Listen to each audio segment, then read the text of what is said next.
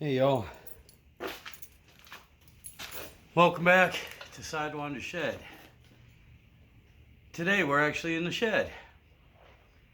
I'm just getting back from the junkyard. Last weekend I went down to junkyard, Pop's Pick and Pay in Mechanicsville, Virginia. Went down there. The missus needed some parts for her Jeep, so went down there, found the parts and everything, got a good deal on them. And while I was down there, I saw one old Dodge in 1982. Has a 318 in it. And it had a few things on it that I wanted. So I went back today, a week later, Saturday, and went down and got a few things. I got a timing chain cover, because this is the LA style. When I put this Magnum back together, I think I'm going to change it over to LA. As far as the pulleys and all the accessories and everything goes, because that's what I'm running in my truck, so it'll be easier to bolt up. I still have all the LA stuff. Got another distributor. It's still electronic, but it's a lot simpler setup than what came with the Magnum and what's on my truck. It doesn't need the damn computer. Got all the pulleys, harmonic balancer, all that good stuff, and all the little stuff that you don't think of. All the brackets to mount the power steering. That truck did not have an air pump or a smog. It's not a smog engine. It had AC on it, but I don't have that on my truck. But I got the brackets for that, the brackets for the alternator. You know, all the stupid little stuff that you don't think about until you try to put something back together. Speaking of which, I also got an intake manifold with a 2-barrel carburetor. Now, I know this intake manifold will not fit on the Magnum heads, but the stuff I got with it is, again, all the brackets, all the springs, everything you need to operate a carburetor. Even if I use different manifold, at least I'll have an idea of what brackets go where, what's needed for throttle return, what's needed for the kick down, for automatic transmission, and all the little clips and everything that you take for granted. But go and try and find one. Try to explain it to somebody what you need without having an old one or a broken one in your hand if it's totally missing.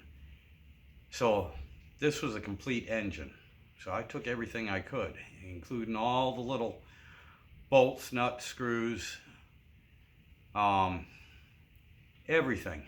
I got everything. And what I found when I took that intake manifold off, somebody had rebuilt this engine. One, I could tell because of all the RTV that was gooped on there. Matter of fact, the valve covers didn't even have gaskets. It was just blue goop holding them on. Nothing wrong with that. It works. But when I took the intake manifold off, I noticed it was running a flat tappet cam,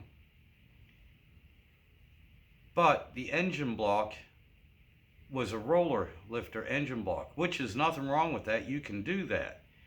But in 1982, Dodge 318s did not have the option of having a roller cam. They were all flat tappet blocks. I showed you that on a previous video.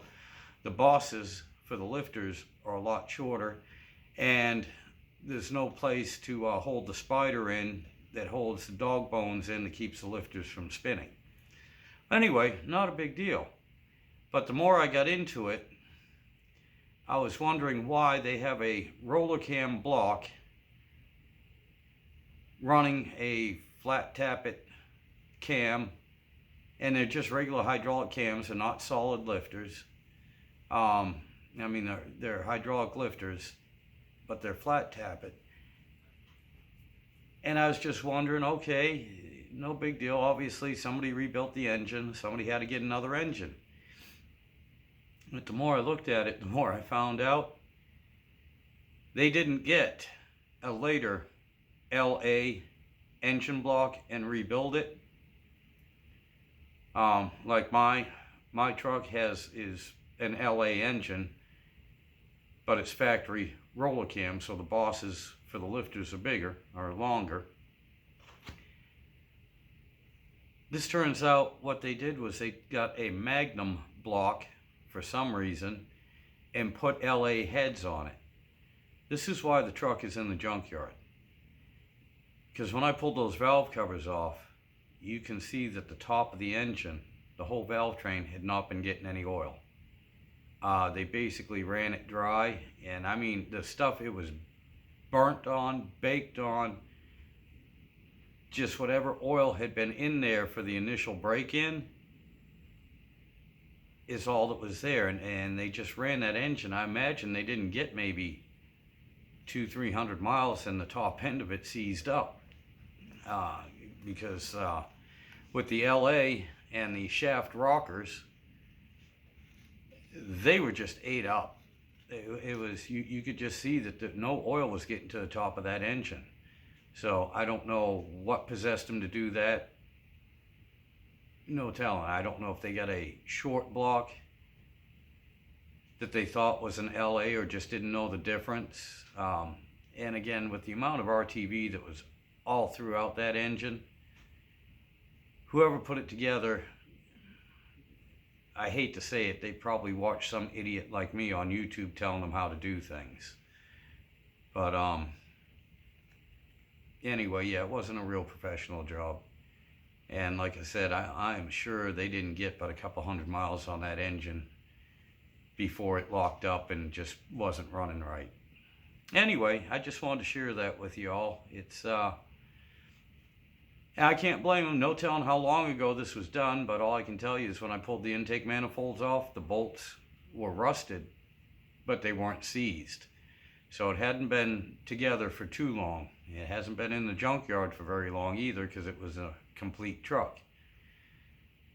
And looking at the blue goop and everything that's on there, yeah, I'd say maybe within the last 2 or 3 years is when they did this. I should have looked for the date stamp on the block, but honestly, by the time I thought of doing that, I'd already left. And